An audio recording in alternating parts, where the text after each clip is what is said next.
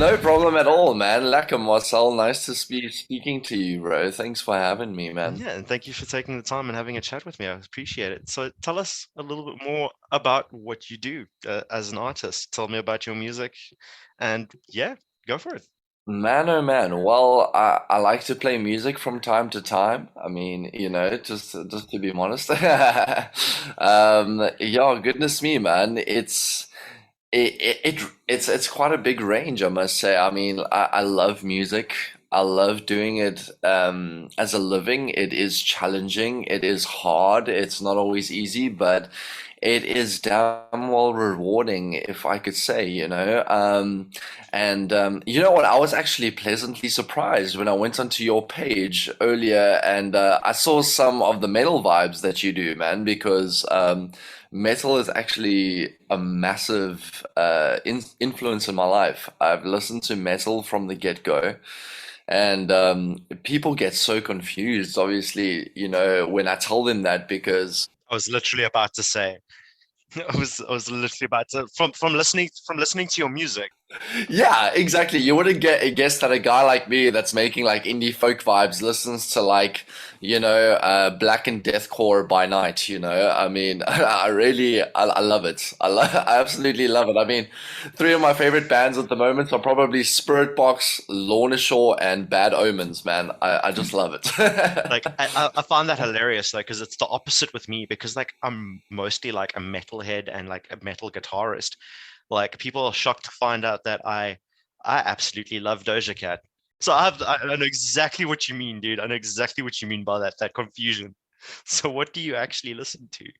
Like, That's amazing. I mean, well, you know what? Like, first of all, that plays just an amazing contrast in like a creative person's, expressive outtake. I mean, in the sense of like, it's you're putting out like super metal stuff, and then you're listening to chilled stuff, or like you're really like releasing very mellow music in my shoes, and then you're listening to the heaviest stuff out there, so bro, to be honest with you, I mean, it's a mix of everything, I began the journey when I was about 14 or 15. I got my first guitar, and it was full on like metal vibes around that time, I mean, every kid goes through like that, I guess, that angsty stage when you're a teenager, I mean, the Slipknot is blasting strong. You've got their whole discography on your old ass BlackBerry phone, I mean,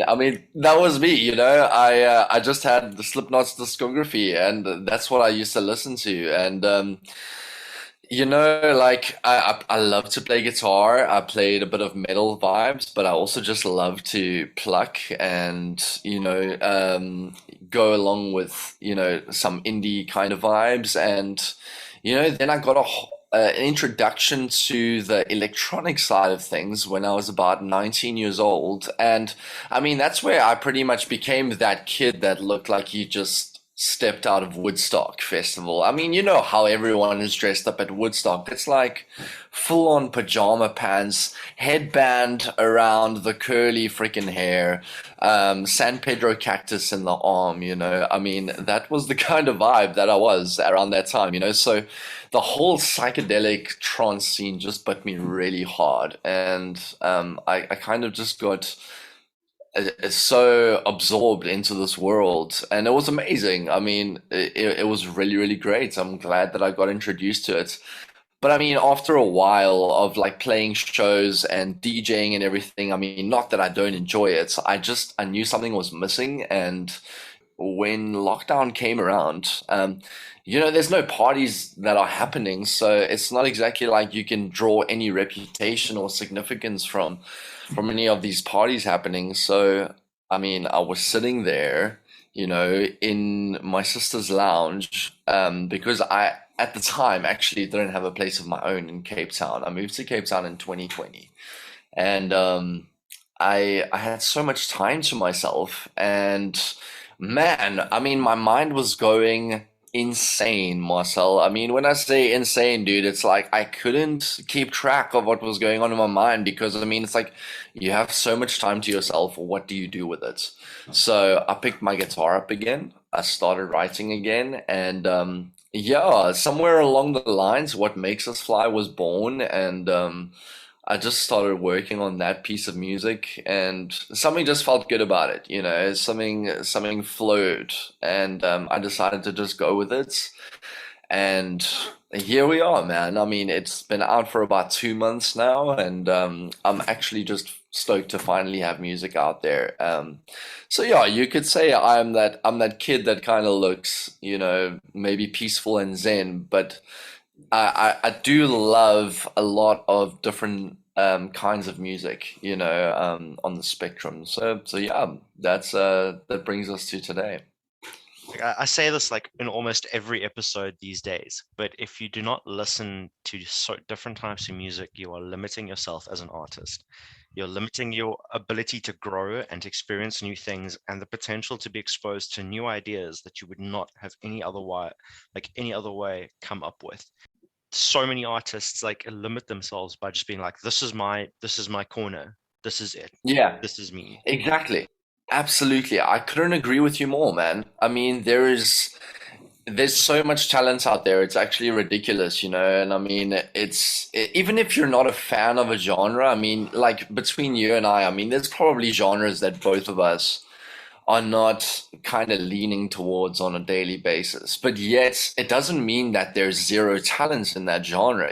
So there's so much talent to go around and so much creative expression, whether you're screaming and growling, whether you're kind of singing in a falsetto tone, whether you're playing a cello or playing a sitar or a didgeridoo, I mean, man, there's just so much to go around. And the thing that's captivated me lately is seeing how so many genres are actually blending into one another, I mean, especially in the latest metalcore that we're hearing these days, like Bad Omens and Spirit Box and Falling in Reverse and all of this. It's amazing to see how, genres like pop. I mean, you'd never think that pop and metalcore would actually be mixing in a genre. It's insane, and it sounds so good. Are you referring to the Ed Sheeran and Bring Me the Horizon thing with the pop and metal?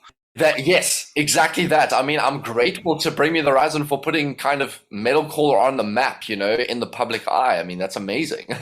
No, that is like incredible. Like that version of Bad Habits is so sick, and it was like the most unexpected thing, but I loved it so much. I've been a Bring Me the Horizon fan since the Count Your Blessing days. Oh man, count your blessings. Oh, pray for plagues and all for his day and all of that. I mean, that's where our teenage years were born, man. No, for sure.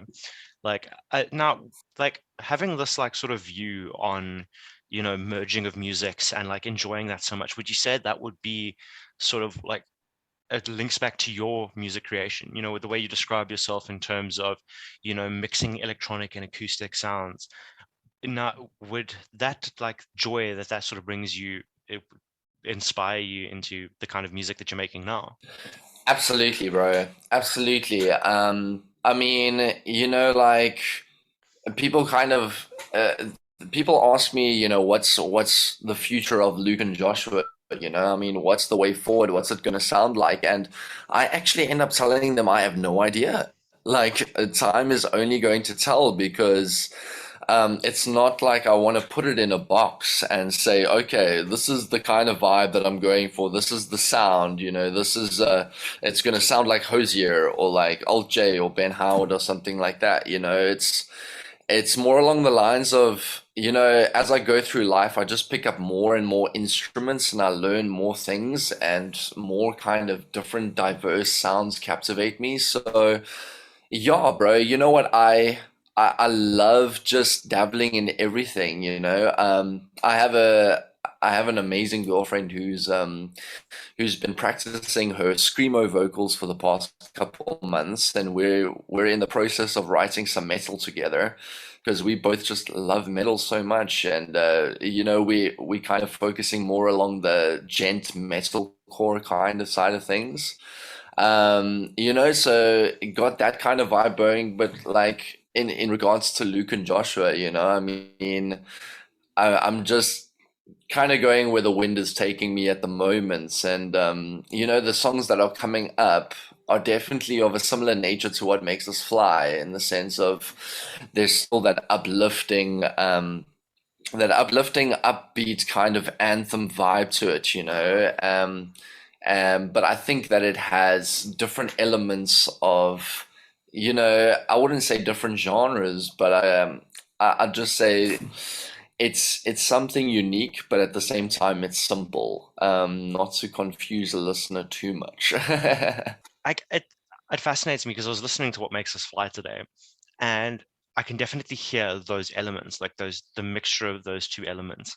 And now you refer to yourself as a producer as well. Did you create the beat and the stuff? Did you produce the whole song yourself? I did indeed. I did indeed, man. Yeah. So the song got bred from a friend of mine and I actually having a jam session in lockdown. And we were sitting with our guitars and literally just playing around. And then we got onto this certain chord progression, and then I kind of just randomly started to sing.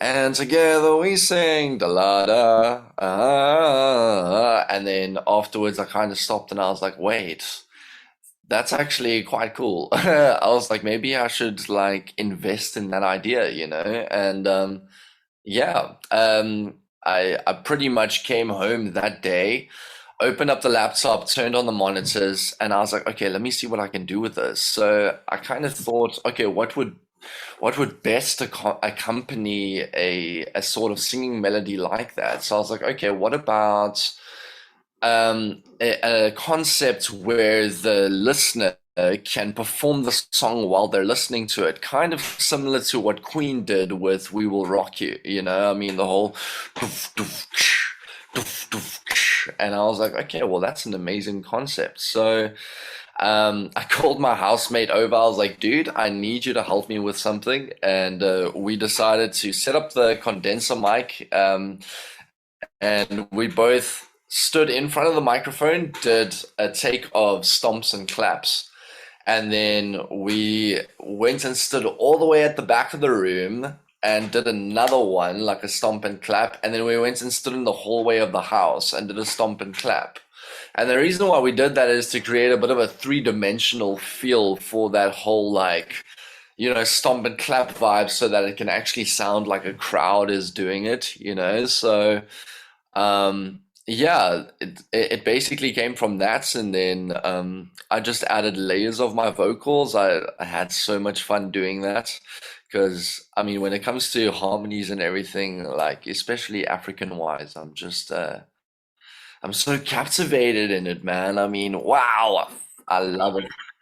Like I really love the harmonies that you chose to do, like in the da da da da. I really like those harmonies were so cool. Like I really enjoyed that aspect of the song, and just the process that you went through to get like the stomps and the claps, like that is so sick. I would never have thought that that's how it was done.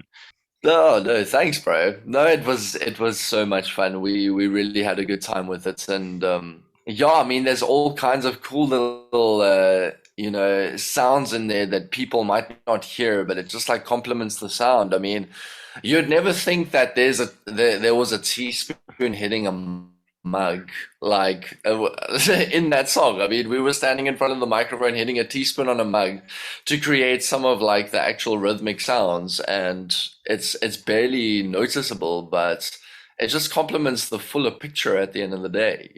That's so cool though. That's so cool.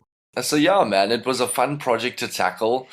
I initially didn't have any of that synth bass in it. Actually, there was no kind of boom in it. It was more just raw the whole way through. And funny enough, you'd never guess the person that actually suggested I put in a solid bass line. It was Corin Zoid, bro. So Corin Zoid is a regular customer of mine at the coffee shop that I work at part time, and the one day she said, "Please send me the song so I can give it a listen." I mean, let's see what you got. And I sent it to her, and she said she loved it. She's just like, bro, you need a solid bass in there. And I was like, damn, that is what I'm missing. And then the synth bass came in, and I was like, wow, this changes it up completely. I mean, we went from full organic acoustic vibes all the way through to like, I don't know, an acoustic Imagine Dragons kind of vibe. Like what has this become? So yeah, I'm glad how it turned out. That's such a sick story, though. Like to have the input of someone who's been doing it for so long, and to get that input must have been amazing, and it made the world of difference. That's so cool.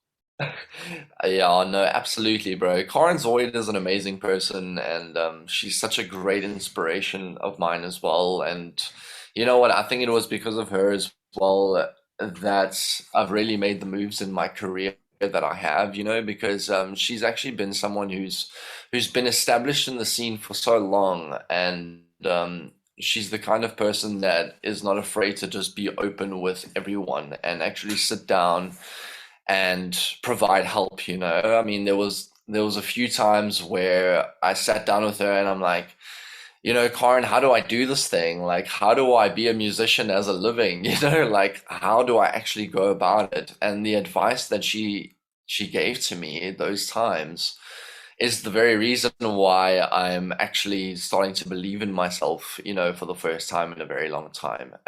So it's amazing to get the inputs of someone like that, that's been so established and not afraid to pass on the mantle of information to, the next upcoming musicians in South Africa. No, that's incredible. Like just hearing stories like that is so wholesome because a lot of people tend to be sort of skeptical of people like in, I guess you could say positions of power, like especially in the music scene, people who've established and whatnot. And it often you get the feeling that people are trying to hold on to their spot, their information, their way of doing things. And like to hear that it's someone who is so well established that is just so freely giving information and saying, I love what you're doing. Do A, B, and C. Here's my advice to you. And here's what I've learned. No, exactly. No, absolutely, Marcel. It's amazing, and I mean, unfortunately, not everyone is like that, but I honestly think that everyone should be like that. Because I know that that's how I would like to be one day, if there's someone who requires assistance from me in any shape or form, I would love to give that to that person, because at the end of the day, I think like knowledge is pretty much like water and fluid, I mean, I always view it this way, whenever you get knowledge of and wisdom of some sort, it should be passed down, It pretty much relates to like a stream, you've got ponds that kind of like join into one another and eventually go into the ocean. But now, if the water goes through like a stream and it stops in one of the ponds, that water starts to deteriorate and fester in that pond because it's not actually being passed through to the other pond, So I mean, what I mean by that analogy is like all of us are pretty much different ponds, and we just need to keep passing on information to each other and uplifting one another and encouraging one another.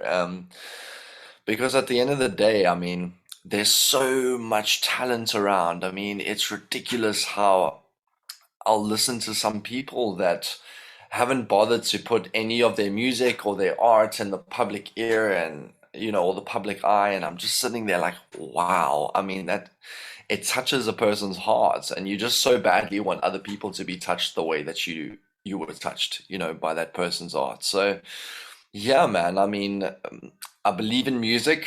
I want to do it as a living, but I think more than anything, I just believe in connection, between people. And I think that's what music does, and it's what it's meant to do at the end of the day. Music has the most incredible way of bringing people together, like the most sort of unlikely groups of people or people who otherwise would not have even bothered speaking to each other. And it's honestly it's magical. Like it's one of the binding forces of life, the way that I see it. 100%. I couldn't agree with you more, man. I consider it as a sixth sense. I always tell people you get your smell, you get your hear, you get your touch, you get your sight. Or flip, what's the other one? I forgot the other sense. Oh, I think that I guess there's no, there's five senses, I guess. And then music is definitely a sixth one, bro, because it's just it kind of incorporates all of them at the same time. Yeah, like it's interesting. It's one of those things, you hear it, you feel it. It's man, it's just I can't begin to describe it. No, absolutely, absolutely. You just gotta feel it, man. Um, And when you don't feel it, the last thing you gotta do is toss your guitar, man. And I say that because I checked one of your videos with you tossing your guitar to the side, and I was like, I hope that guitar landed on a bed or like It's someone's so hands. it's so funny because like I got so many comments on TikTok like I feel this way, but I would never do that to my guitar. And I'm like, guys, please, no instrument was harmed in the making of Oh, this. thank goodness, bro. Like my heart really stopped when I saw that. I was like, guys, I still use that guitar like regularly, like it's in so many other videos. And Yo, man. Yeah, at that point in time, the bed was literally right there off camera. So it just went like on gently onto the bed. Like thank goodness, man. Goodness me. You really like I had to just like put my hand on my chest and make sure that my heart was still beating after that. Because that's a nice guitar that you have there, man. I mean, that's a nice freaking model of guitar. it just yeah, yeet. Um, so everyone's considered doing that at some point with music. It's hard. Like practicing or learning music is difficult, and there's some times where you think you can get something right and it's just not happening, and that frustration builds up and pents up and makes you hate it, and then like 5 minutes later you're back trying to do it again. Yeah. No, exactly. Exactly. It's just I guess us musicians just have some sort of a different determination, bro. It's like, like we will just graft and graft and graft until we eventually get it right, man. But I mean, for what it's worth, you were tackling some pretty hardcore techniques there, man. I mean, like that was full on sweep picking, So like, you got to give yourself some grace for that one. I like I wanted to ask you like I was scrolling through Instagram and I saw the sitar. Like please, I am so curious about that. Please talk to me a bit about that instrument. Oh man, oh that thing is epic, bro. So I never actually thought I would own one, but the one day, there's a very good friend of mine that I used to play with a lot in J-Bay. His name's Brandon Watson. And him and his wife make the most incredible folk music, and I mean they're such an inspiration. They have five children. They surf, they skate, and they have written three albums together. I mean, if that's not couple goals, I don't know what is. I mean, that's just incredible. Yeah, so Brandon has gone through his whole life collecting different instruments, foreign instruments, local instruments, and he got his hands on a sitar all the way from Mumbai in India, and he decided that he wanted to sell it, but he wanted to sell it to someone he had some sort of relationship with. So needless to say, I jumped on that train as quickly as I could. I was like, dude, I need this thing in my life. And he was like, 100%. So I purchased it off of him, and man, playing on that thing for the first time was a trip. I mean, first off, it's very different to a guitar. People think it's similar to a guitar. It is similar, but very different. Um, so you're not exactly pressing the string down on a fretboard, man. You're pressing the string down in mid-air, and the fret rods are actually curved, so you can bend those strings up till about five semitones, something ridiculous like that. Yeah, whereas on a guitar, it's probably like the highest you could go is maybe like two or three semitones. Whereas on a sitar, you can go all the way up till about five or six semitones. So it's quite a trip actually, like fretting a string. Oh, first off, you're actually just playing the bottom two strings. So you're not actually playing the top strings because they're just meant for harmonics at the end of the day. So you're just fretting the bottom two strings, but you're pushing them down in mid-air, which means you can actually wobble them around as much as you can. But you should obviously try not to wobble them too much, otherwise you're going to go off pitch of what you actually want to play. So it's a trippy instrument, bro, but it's amazing. That's so sick though. So you can bend the string just by fretting down hard enough. Yeah, literally, bro. So I mean, if you picture like the fret rods on your guitar, right? But imagine if they weren't flat down on the fretboard. Imagine if they were standing up and they were curved in like a half moon shape. Now the string sits on top of that kind of thing. So when you play the string and you press down, you're pretty much pressing it down in mid-air, and then you can bend it all the way down to that loop, pretty much. That's how sitar actually works. That's so sick. Like I actually didn't like. I've actually never spoken to anyone who's ever played one in person. So the more you know. Bro, it's amazing. I mean, if you get the opportunity to get your hands on one, I highly suggest it. Otherwise, when I'm in Durban, maybe for a tour sometime soon, or if you're in Cape Town, I'm definitely gonna make you a cup of coffee and let you have a cruise on the sitar, bro. Oh hell yes, I will gladly take that offer. Oh my word, did you do a video with Stan Sibande? I've done two with Stanley. Oh man, that's amazing. He's a good homie of mine. Really, really cool guy. Absolutely love Stanley, love his music, love him as a human being. Dad, we love you, bro. We love you so much. Stop being such a stranger and scream more now that you have a brand new Shure mic, you know. I mean, seriously, bro. I love it when artists on the show like know other artists who've been on the show, and like you can just end up like talking about them, and then they just know that there's this conversation that's occurred about them somewhere on the internet. Bro, it's the best thing ever. I mean, for example, I know that Ash has been on your podcast before, and she's one of my best friends. I see her on a weekly basis, you know, and her and I, Is this Ash Kun? yeah, we've walked a very long road together, and I absolutely love her to bits. And yeah, we're doing a lot of music together soon as well. So yeah, man. I'm so stoked for that because dude, she's like the sweetest human being. It's just like I had so much fun talking to her because she's just so like unabashedly sweet. Like it's just Yeah, no, she's amazing. She's incredible. She released her first single as well quite recently, and you know, like she just deserves all the success that's coming her way. You know, like we walk a very close road. We share the same agents, Llewellyn Screen, who is just such an incredible guy.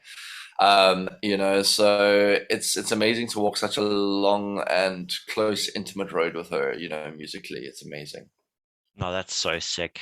And I wanted to ask you was like also going through well searching you on YouTube, I found what was it like playing on the Espresso show? Dude, so crazy, man. It was a rad experience. Really, really cool experience. I was nervous as heck. I mean, you know, the first time you're going onto television, it's like you have no idea what to expect. There's, you know, time limits involved. There's schedules involved, and you're just like, oh my gosh, this is so much. But you know, when we got there, I mean, it was 6 a.m. in the morning, and it was lank early, especially for us musicians, man. I mean, geez, our days don't start till 1 p.m. You know what I'm saying? Um, but it was amazing. It was really, really cool, and the people were also so welcoming. You know, it was nice to meet Graham, and it was nice to meet Ryle, and all of them. I mean, they are just the most down to earth people and kindest people as well, you know, and they just make you feel at home and so comfortable. And it was just such an incredible experience to be a part of that. So yeah, I mean, again, very thankful to my amazing agent Llewellyn Screen for making that happen. Yeah, hopefully sometime soon again it'll happen. Yeah. No, that's so cool. It looked like it was such a blast though. And like obviously there was like a little bit difference to the track. Were you using a loop pedal? I did, yeah. So recently I invested in a Boss RC 500. I wanted to actually get the RC 30, but apparently they discontinued them. So The guy that the piece that I usually buy a lot of my gear from these days in a music experience in Brooklyn and Cape Town, he was like, dude, the RC 500 is literally going for 100 rand more than what the RC 30 used to go for. I was like, oh my goodness, okay, I might as well go for that. And yeah, dude, it turns out you can, pretty much pre-record your loops and save them. And, I mean, I think it's got like a content library of like 100 different slots that you can actually save different I was things gonna onto. ask So about that because like I was looking at it, I was listening, so I was like, I'm sure that's a loop pedal. And I was watching and I was like, did he like have prep before they started? Was he like standing there like looping things quickly before? Like was he told at the last minute that there's like a time limit? So he's like, fuck, let me just loop some shit quickly so that I have so so I don't have to start from scratch. Fuck. Like so that makes way like that was my thought process. Like that what you explained to me now makes way more sense. That yeah. It's like dude, that's the very thing, Marcel. Like that is the reason why I pre-recorded it, dude, because I was crapping myself about stuffing up on a loop station. Can you imagine stuffing up on a loop station on live television? I mean, dude, no ways. So I decided, let me. it would be so embarrassing. Yo, it would have been terrible. So I decided, let me rather just pre-record these loops, have them saved so that I can just switch between the two channels, go into the show, have it nice and rehearsed, and play the songs, And it worked out a lot better that way rather than like, trying to start a loop like on live TV, messing up and then stopping it and be like, sorry, I'm going to reset that and try again. Oh, that's hilarious, dude. That's hilarious. Like I'm sorry, like it makes so much more sense now. And I feel you. Like the thing about being an artist, especially a performing one, is that nerves never go away.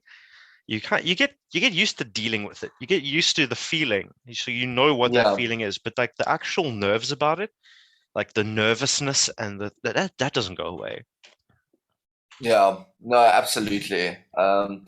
It doesn't, and I think the nerves also just keep you human, man. I mean, like I've read a lot of different biographies of, I mean, different guys. I mean, looking into Steven Tyler's books and Mr. Anthony from the Red Hot Chili Peppers.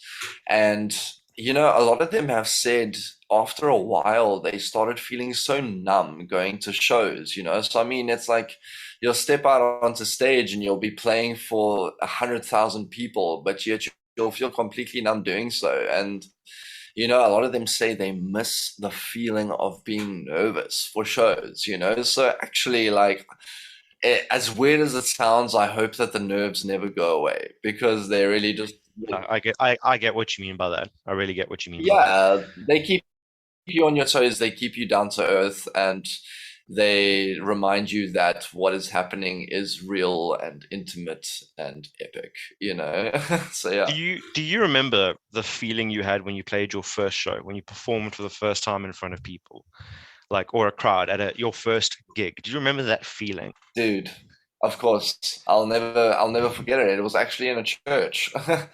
It was in a church. It was the first proper band that I formed called Poke the Bear, and we had written this song called Revelation Road. And the whole intro of the song is just an acoustic intro, so of finger picking. So there I am sitting in front of this entire crowd, busy like finger picking, and I just remember the feeling of sweat on my palms, bro. I mean, I didn't need a slide, bro. Like my palm was a slide enough. So Became Eminem in that moment. Palm, palm yeah. sweaty.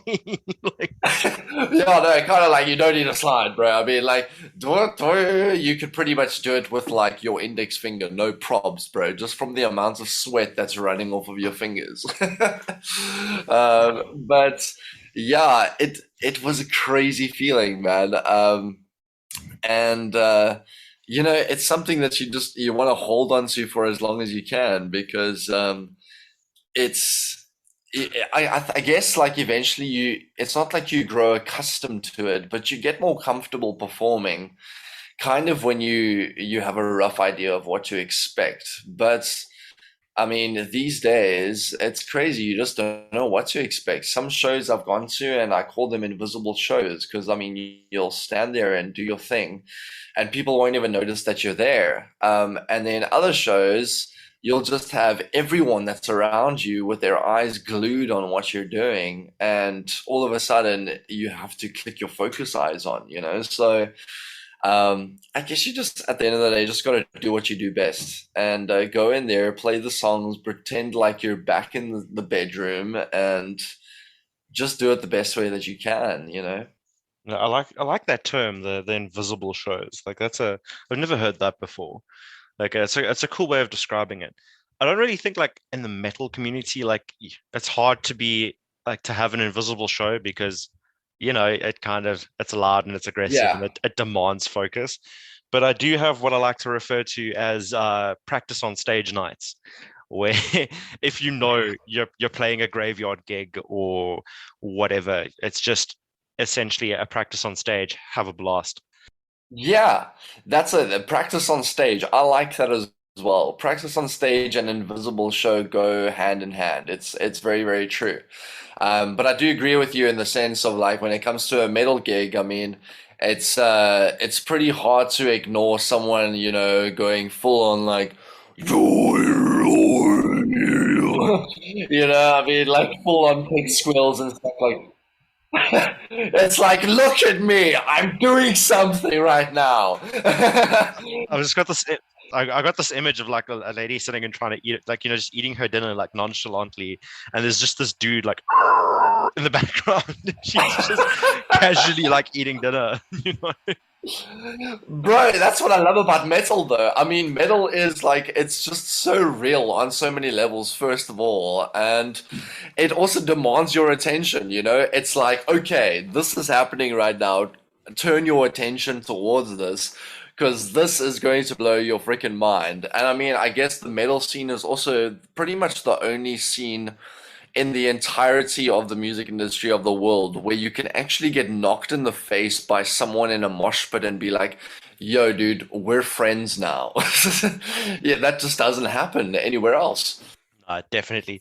Like the whole like unspoken rules of the mosh pit for me are so interesting. Like obviously there's exceptions, but like I found the general rule of thumb, like even the roughest bands that I've gone to go watch, like I watched a band called Crucifixion, and they are defined as they're rough, and they they lit pigs' heads on fire once at a show, Wow. and Wow. you can only imagine how like violent the mosh was.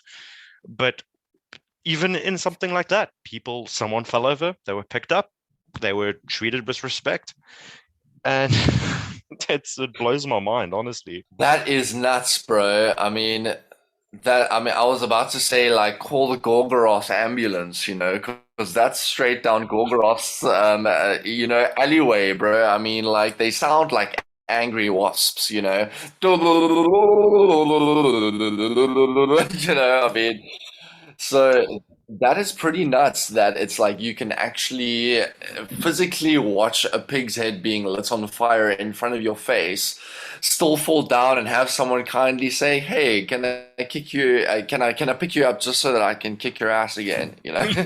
Dude, it's like such a contrast. It blows my mind. I love it. Dude, the metal scene's the best thing in the world, man. I honestly call it the hope of the music industry because I've met the nicest people in the world through the metal scene.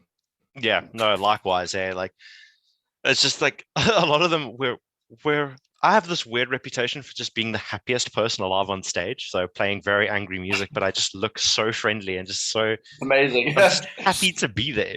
And I know so many Yeah. guys like that, where outside, like they'll get off stage after playing an absolute aggressive set. They're like, dude, thank you. Like, I appreciate you. Thank you for coming out. They're just so friendly. I love it, dude. That's amazing. That is the metal scene for you, though, bro. It's like everyone thinks that we're like these freaking, you know, kids that are going to rituals by night, you know, but actually we're just normal freaking people chowing 2 minute noodles like everyone else.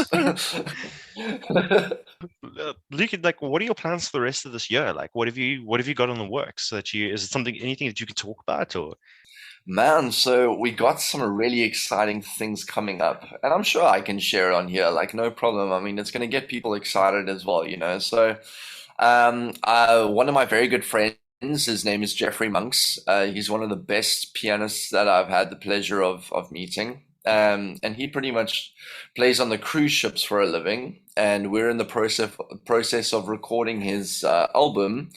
So we've got a 10-track album that we're recording for him, and we're in the production phase of it at the moment.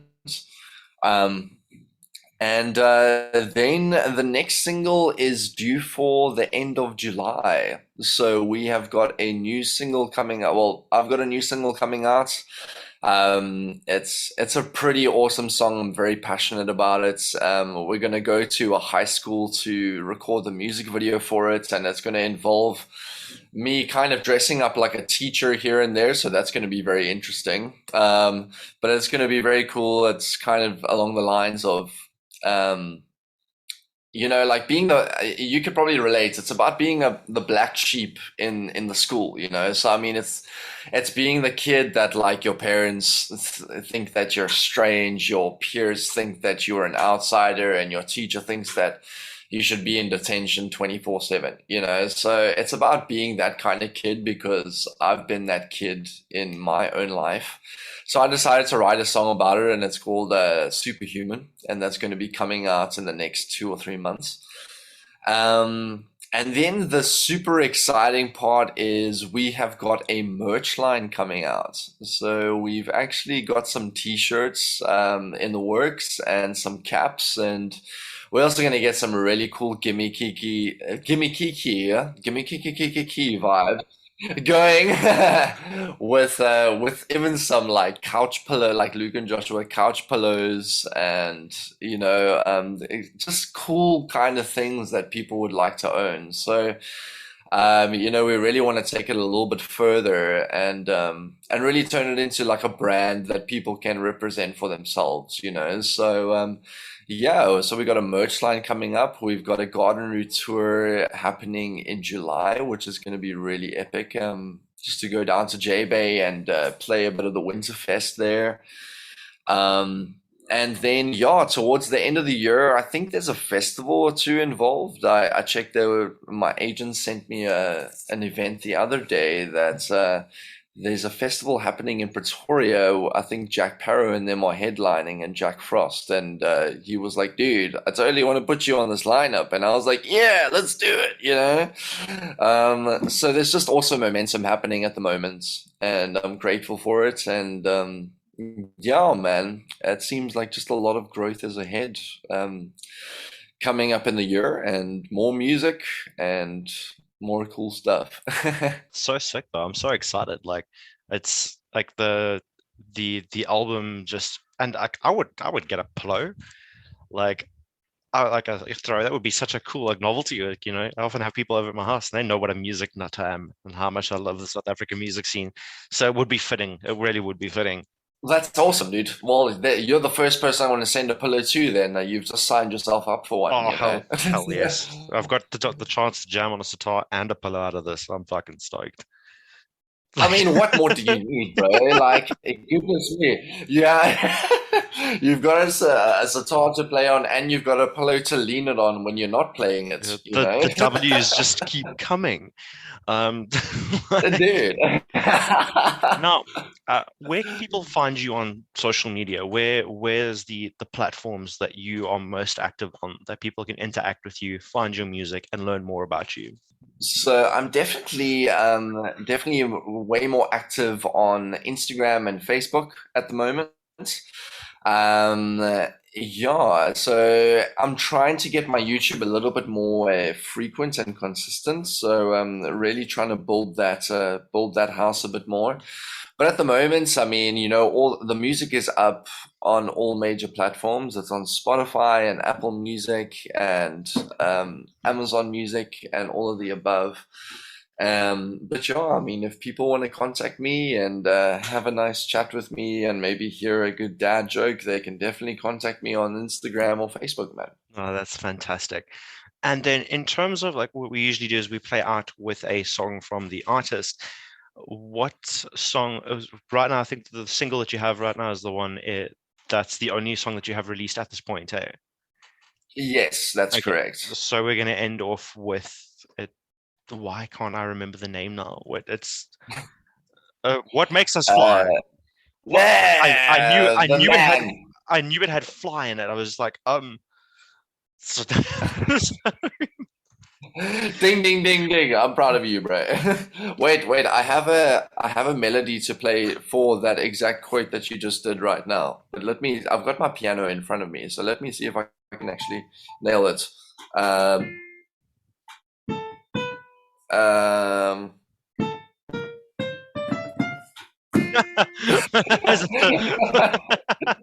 there you go. That's exactly the melody I was thinking of when you were like, "Oh, what's the name? What's the name?" Like, look, thank you so much for taking the time to have a chat with me. I really, really appreciate it, even with the reschedule that had to be done. Thank you so much for taking the time. I've really enjoyed having this chat with you, man. It's such a pleasure, bro. Thank you so much for reaching out. I absolutely love what you guys are doing. For artists and for South African musicians in particular, I mean, it's things like what you guys are doing that are really just empowering us and inspiring us and also just giving us the confidence to keep doing what we're doing. So I commend you guys for doing what you're doing, and I know that it's going to be going somewhere big, and I'm lucky enough to be along for the road to watch that.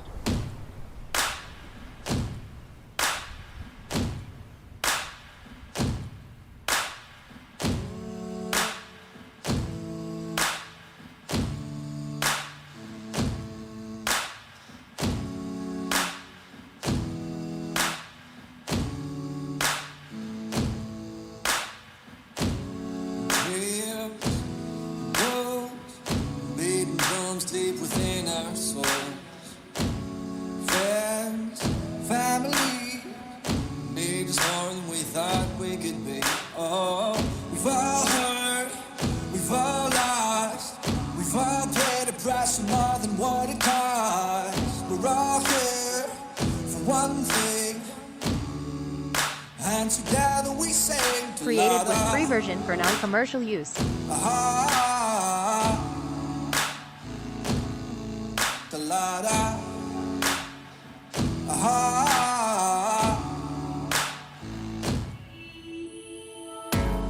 Fears, phones, strangers knocking up on all our doors. Those enemies stretching far as the eye can see. Oh, we've all left, we've all cried, we've all dropped the many tears for those who died, and it's what makes us fly. And together we sing to Lada.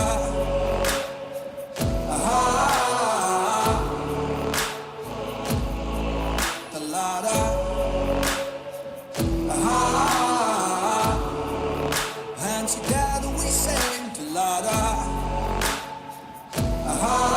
Created with free version for non-commercial use. To Lada.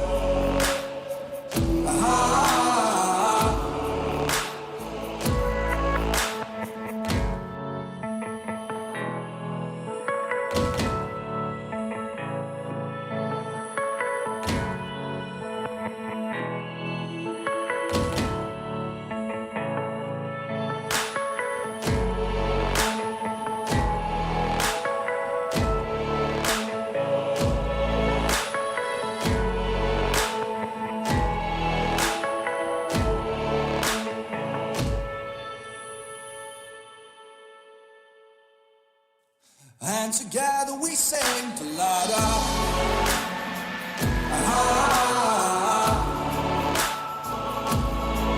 To Lada.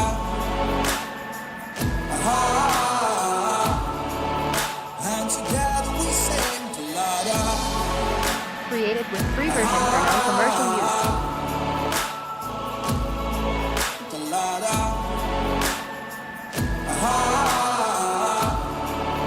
And together we sing to Lada.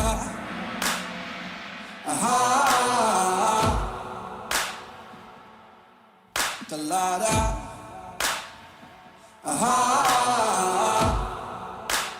together we sing louder. Aha. And together we sing louder. Aha. Created with free version for non-commercial use.